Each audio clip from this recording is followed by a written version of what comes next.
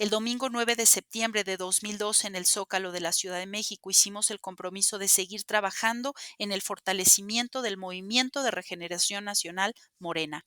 Ese día se dio a conocer la convocatoria para elegir a los órganos de dirección en los estados, así como al Consejo y al Comité Ejecutivo Nacional de Morena. Cabe recordar que desde finales de 2006 y hasta la elección presidencial de 2012 nos dedicamos, como ya lo expresé, a la creación de comités municipales y seccionales y a inscribir a millones de mexicanos como protagonistas del cambio verdadero.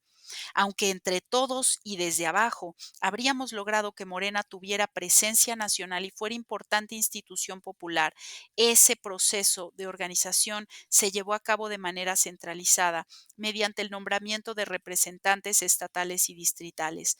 En esa nueva etapa se buscaba consolidar a Morena, creando los órganos de dirección en los estados y a nivel nacional, los cuales tendrían la responsabilidad de aplicar los principios y el programa para la transformación de México. De modo que lo primero fue consolidar la organización interna, manteniendo el carácter de movimiento amplio, plural e incluyente. Es decir, Morena continuó siendo un espacio abierto a todos los ciudadanos, a todas las clases sociales y a diversas corrientes de pensamiento. En cuanto a la decisión que se tomaría sobre si Morena se mantenía como movimiento o se convertiría en partido político, en aquel entonces hice el compromiso de no pronunciarme ni a favor ni en contra, con la intención de no incidir en un asunto que consideraba debíamos resolver con absoluta libertad y con la participación de todos, con el propósito de facilitar el debate y la libre determinación de los delegados a los congresos distritales. Se les hicieron llegar argumentos de 6 miembros del Consejo Consultivo de Morena con las dos posturas, 3 a favor de que se mantuviera nuestra organización como movimiento y 3 a favor de que se convirtiera en partido político. Conviene informar que la discusión sobre este tema se tuvo que adelantar porque la ley establecía el mes de enero del año siguiente de la elección presidencial como límite para notificar al IFE la solicitud de creación de nuevos partidos. La ley es tan poco democrática que solo cada 6 años se puede tener la libertad para asociarse, como lo garantiza la Constitución, y ejercer ese derecho político ciudadano. La cronología de la creación de Morena como partido político se puede resumir con las siguientes actividades. Cronología Morena. 2 de octubre de 2011 se constituye como asociación civil. 19 y 20 de noviembre de 2012 se transforma en partido político. 7 de enero de 2013 se notifica al IFE la intención de constituirse como partido político nacional con registro.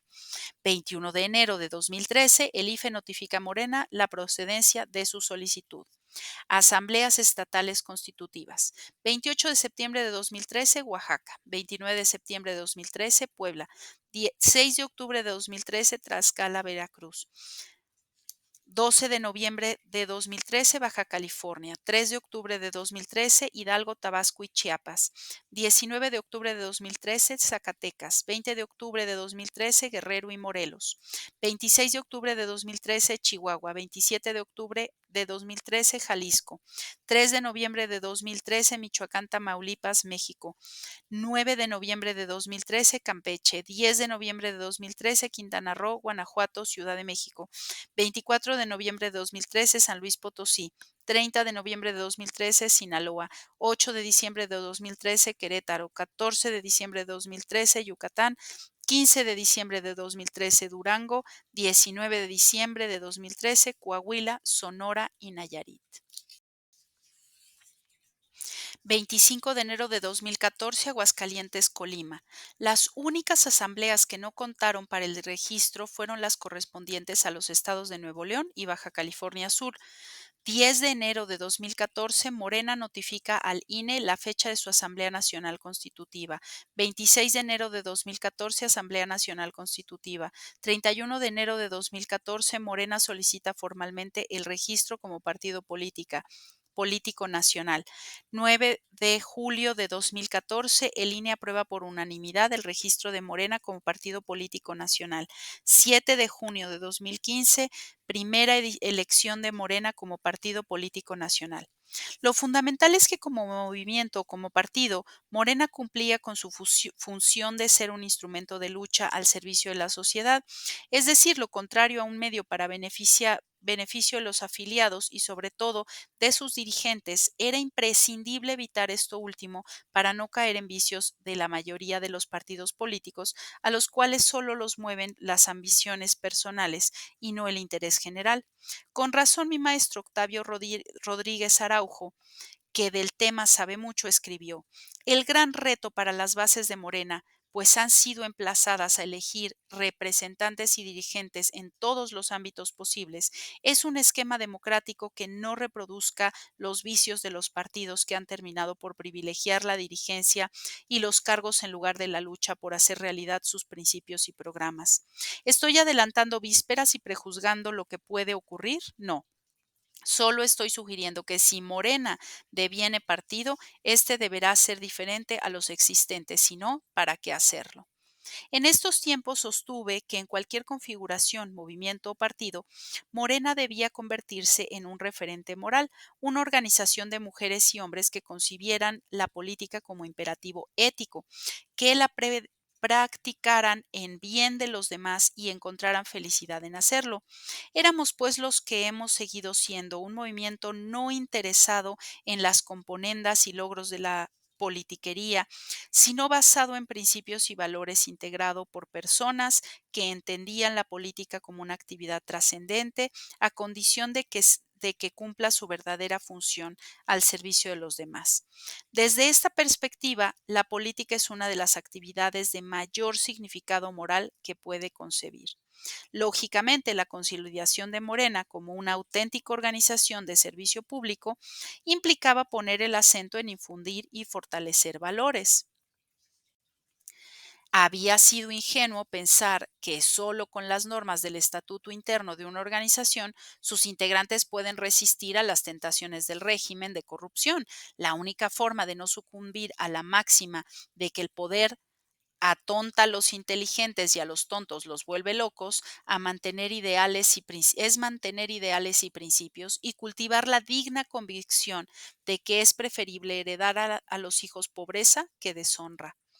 Morena debe ser una permanente escuela política en la que se enseña este oficio con fundamentos humanistas. El propósito es formar a los jóvenes en el conocimiento de los procesos históricos, en especial en las lecciones que aporta la memoria de las grandes transformaciones nacionales, así como en la práctica cotidiana para que aprendan a trabajar con la gente en la organización y en la creación de conciencia cívica. Existen escuelas de ciencias políticas y sociales, pero el mayor énfasis se pone en cuestiones teóricas, en un conocimiento que, si bien es indispensable, muchas veces no resulta aplicable en lo cotidiano por el predominio de la política tradicional.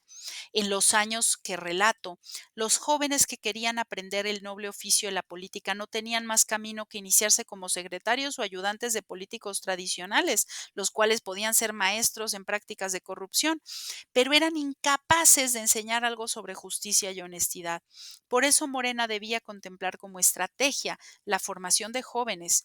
Ellos debían ser los principales promotores de una nueva forma de hacer política. Aunque es asunto de todos, los jóvenes pueden emprender la indispensable labor de crear una nueva corriente de pensamiento para construir una república amorosa con dimensión social y riqueza espiritual. Dediqué el mensaje final de este discurso del 9 de septiembre en el Zócalo a estimular a muchos bien amados que todavía estaban tristes y abatidos por el fraude. Antes de escribir este texto, medité mucho buscando dar una buena explicación y poderosas razones para invitar a seguir adelante. Les dije: créanme que soy consciente del enojo, el desánimo, la impotencia y los malestares del alma que sienten millones de mexicanos luego de este nuevo fraude electoral, pero debemos superar todas esas tristezas y decepciones pensando que nada es en vano. Hasta en las peores circunstancias, nuestra noble labor significa limpiar el camino y las futuras generaciones, a nuestros hijos, a nuestros nietos, es promover La aurora, la llegada de una nueva vida, de una patria nueva, del reino de la justicia y del humanismo, a los dirigentes sociales y políticos de nuestro movimiento, les recordaré que debíamos guiarnos por valores más elevados que nuestros propios intereses personales. Aunque a algunos les puede parecer una utopía, nada se hace sin ideales, menos política social. Lo imposible se vuelve posible solo con la gran pasión que desata el humanismo. En mis reflexiones de esos tiempos, además de exponer la fe que me mueve, busqué explicarme y explicar si nuestro esfuerzo rinde frutos o si resulta en vano todo lo que hacemos. Y no encontré otra forma mejor de responder a este interrogante que la de acudir a mi experiencia, que es semejante a la de muchos otros luchadores sociales. Llevábamos años batallando, trabajando con intensidad, dando pasos hacia adelante y recibiendo reveses. Hemos aprendido que aún en condiciones adversas, con el predominio del régimen antidemocrático, se va avanzando en la creación de conciencia, en la organización del pueblo y en la conquista de espacios políticos. Sabemos que en esa noble labor no hay derrotas definitivas y se puede vivir con la conciencia tranquila y con felicidad. Una prueba de ello, por poner solo un ejemplo, es el triunfo del movimiento progresista en Tabasco. Es memorable que el mismo 2012, a pesar del caudal de dinero utilizado para la compra de votos y otras trampas, el pueblo de mi tierra y de mi agua dijo basta y ganó la gubernatura del estado tras más de 80 años ininterrumpidos de gobiernos priistas. En mi libro entre la historia y la esperanza, escrito hacía entonces 17 años, en un balance sobre lo acontecido en Tabasco sostenía: el proceso ha sido lento y difícil. Cuando comenzamos había mucho miedo. Se pensaba que enfrentarse al gobierno era darse contra la pared. Hasta hace poco no había oposición en Tabasco. Es decir, no tenemos tradición y costumbre demócrata. Si lo analizamos bien, nos ocurría algo parecido a lo sucedido luego de la abolición de la esclavitud. Los ancianos que vivieron esa época platicaban que cuando los revolucionarios llegaban a las haciendas y les decían a los peones que ya eran libres, estos, en vez de alegrarse, se entristecían y algunos se echaban a llorar porque no sabían qué era la libertad. Tuvo que pasar un tiempo para que tomaran la iniciativa de actuar como personas libres.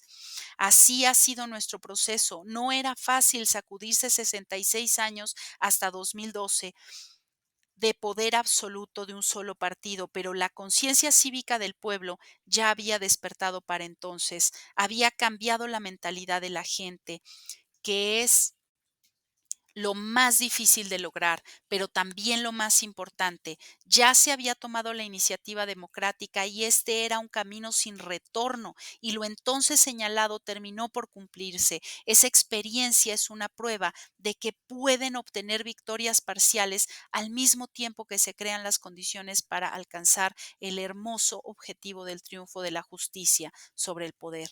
La fórmula es luchar, resistir, no claudicar, avanzar, caer y levantarse, recomenzar y así hasta la victoria final. Todo depende de no perder la fe, de no desmoralizarse, de comprender que los procesos de transformación son lentos pero sublimes. Es más, debemos hacernos a la idea de asumirlos como forma de vida, porque hasta en lo personal producen dicha y grandeza. Es decir, podemos ser felices si dedicamos nuestra existencia a procurar el bienestar y la felicidad de otros. Como decía Aristóteles en la Ética a Nicomaqueo, alrededor de 350 años antes de Cristo. Ningún hombre feliz puede caer en la desgracia porque nunca llevará a cabo actos odiosos y viles. Ahora, cuando estamos por concluir la primera presidencia del pueblo y por empezar una nueva etapa de transformación, hagámoslo con el mismo entusiasmo de siempre. Sigamos avivando conciencias adormecidas y organizando a los ciudadanos, que no nos angustie y detenga el qué dirán nuestros adversarios. Lo más importante es sentirnos bien con nosotros mismos, con nuestras conciencias y con el prójimo. Además, la vida es demasiado corta para desperdiciarla en cosas que no valen la pena. compatriotas, aquí el final del capítulo 14, estremecedor, muy, muy bonito, hasta el punto de las lágrimas. Casi, casi rompo a llorar, pero bueno, pues el capítulo 14 ha terminado y esperemos pronto poder estar grabando el capítulo 15 para ustedes con muchísimo cariño y pues para todas las personas que por cualquier motivo no pueden leer. Por favor, suscríbanse a nuestro canal, regálenos un like, comenten y compartan.